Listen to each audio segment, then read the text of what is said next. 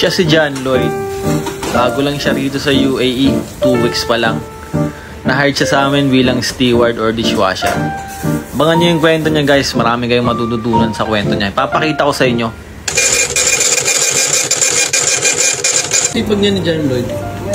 Parang ano? Umpisa, titignan ko yun after 2 months. Grabe, sumami Parang John. si ano lang. Tapos hawak na niya yung visa niya. Ay, manda kayo, sabi niya. Ayun na. Yes, sir! Ano tol? Ano tol? Masaya, sir. Kaya. Thank you talaga, sir. Huwag ko saan mag-thank you kay Thank you po. Grabe. Expire ng visa mo?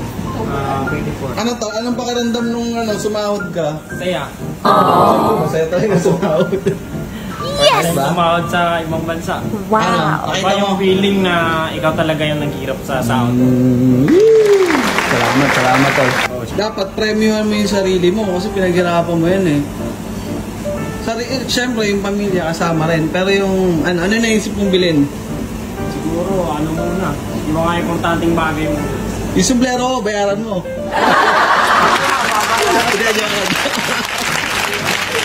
Alam mo, libre yan.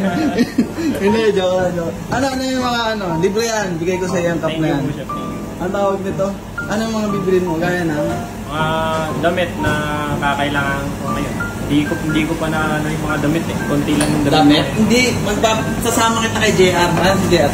Pababae mo si JR. Sama kay JR. Wala na ito rin. At sama kita kay JR. May pupuntahan tayo mamaya. Ano, ready ka? Ready. Masakit katawan mo, di ba? Yun. Sige.